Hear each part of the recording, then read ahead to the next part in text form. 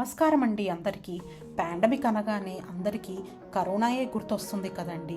ఎవరైనా ఎలా మర్చిపోగలరు కరోనా వల్ల జరిగిన ప్రాణ నష్టాన్ని, ఆస్తి నష్టాన్ని, ఆరోగ్య నష్టాన్ని, ముఖ్యంగా హ్యుమానిటీకి జరిగిన నష్టాన్ని.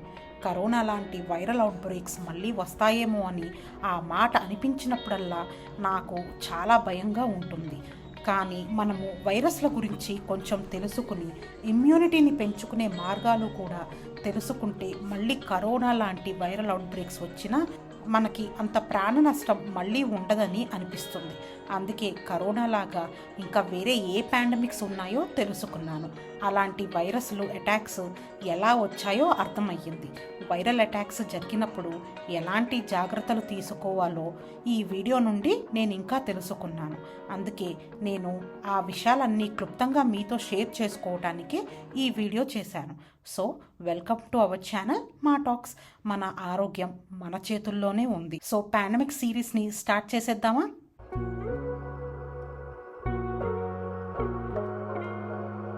అసలు మొట్టమొదటగా పాండమిక్ లాంటి వైరల్ అవుట్బ్రేక్ ఎప్పుడు వచ్చిందో మీకు తెలుసా? 165 AD కాలం నుండి స్టార్ట్ అయ్యి 180 కాలం వరకు, అంటే 15 ఏళ్ల వరకు ఆ వైరస్ అనేది దాదాపుగా 50 లక్షల మంది ప్రాణాలను తీసింది. అంటే మరి రీసెంట్గా అంటే 1800 సంవత్సరం నుండి మొన్నటి కరోనా వరకు 16 పాండమిక్స్ లేదా ఎపిడమిక్స్ వచ్చాయి. మొత్తం ప్రాణ నష్టం 15 కోట్లకు పైగానే ఉంది.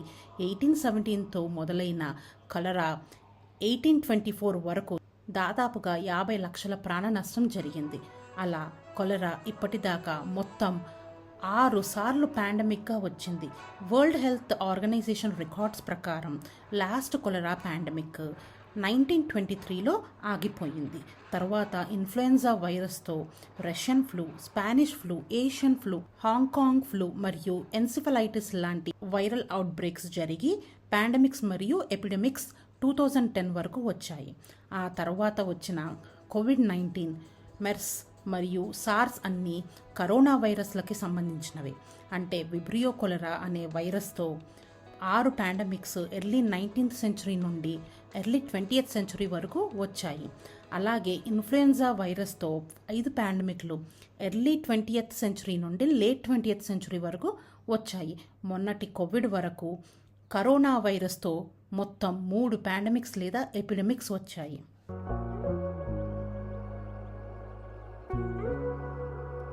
మనం ముందుగా మాట్లాడుకున్నట్టుగా ఈ స్టాటిస్టిక్స్ అన్నీ ఒకసారి చూస్తే ఒక పాండమిక్ అయ్యాక వేరే పాండమిక్ స్టార్ట్ అవ్వటానికి 2 నుండి 9 ఏళ్ల వరకు పడుతుంది. ఫర్ ఎగ్జాంపుల్ 1817లో వచ్చిన ఫస్ట్ కొలెరా పాండమిక్ 7 ఏళ్లు ఉండి 1824లో స్టాప్ అయ్యింది. మళ్ళీ కలరా పాండమిక్ 1826లో స్టార్ట్ అయ్యింది. అంటే ఈ పాండమిక్స్ రెండింటికి గ్యాప్ 2 years ఉంది. అలాగే సార్స్ ఎపిడమిక్ 1 సంవత్సరమే ఉన్నా 5 ఏళ్ల తర్వాత H1N1 పాండమిక్ స్టార్ట్ అయ్యింది. మొన్న వచ్చిన కోవిడ్-19కి సంబంధించిన కరోనా వైరస్ 2023లో వీక్ అయ్యి పేషెంట్ కేసెస్ ఏమీ రాలేదు. మనం ఇప్పుడు 2025లో ఉన్నాము. అంటే కోవిడ్ ఆగిపోయి దాదాపుగా 2 ఏళ్ళు అయ్యింది. మన వీడియోలో మనం ముందుగా డిస్కస్ చేసుకున్నట్లుగా మళ్ళీ ఇంకొక పాండమిక్ స్టార్ట్ అవ్వటానికి కనీసం 2 నుంచి 3 ఏళ్ల వరకు పడుతుంది.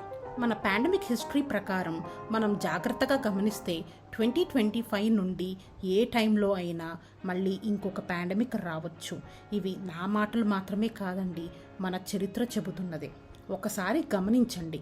అనుకోకుండా ఇదే నిజమైతే కనుక ఏ వైరస్ రావచ్చు అనే ఆలోచన నాకు వచ్చింది.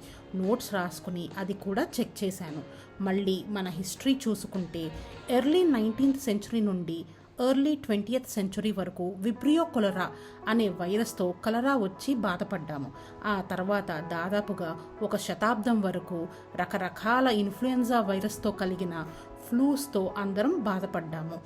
మళ్ళీ కరోనా వైరస్లతో ఇప్పుడిప్పుడే కోవిడ్-19, మెర్స్ మరియు సార్స్ లాంటి ఎపిడమిక్స్ మరియు పాండమిక్స్ వచ్చాయి.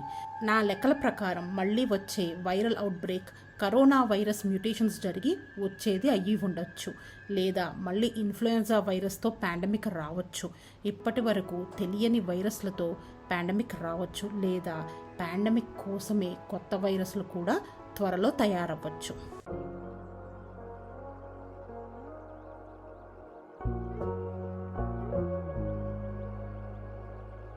ఈ వైరల్ అవుట్బ్రేక్స్ వల్ల వచ్చే సిమ్టమ్స్ నేను ప్రత్యేకంగా మీకు చెప్పాల్సిన అవసరం లేదు. ఏది ఏమైనా మన ఆరోగ్యాన్ని జాగ్రత్తగా ఉంచుకోవటం చాలా ముఖ్యం. భయపడాల్సిన అవసరం అస్సలు లేదు. మన ఇమ్యూనిటీని కాపాడుకోవాలి. దానికి చాలా మార్గాలు ఉన్నాయి. యోగా, ప్రాణాయామ, ధ్యాన ప్రక్రియలు రోజు టైంకి చేసుకుని సాధన చేయండి. ఈ సాధన వల్ల ఫిజికల్ హెల్త్ బెనిఫిట్సే కాకుండా మెంటల్ హెల్త్ బెనిఫిట్స్ కూడా ఉంటాయి. ఆత్మవిశ్వాసం, ధైర్యం, ఎలాంటి సిచ్యువేషన్స్నైనా ఎదుర్కొనే గుణం ఏర్పడతాయి. ఫుడ్ కూడా ఎక్కువగా న్యాచురల్ ఫుడ్ తినేటట్టు చూసుకోండి. ప్రోటీన్స్, వైటమిన్స్, ఫైబర్ మరియు మినరల్స్ ఎక్కువగా ఉండటం వల్ల న్యాచురల్ ఫుడ్ న్యాచురల్గా ఇమ్యూనిటీ బూస్టర్స్ కింద పనిచేస్తాయి. తగినంత వాటర్ కూడా తాగండి.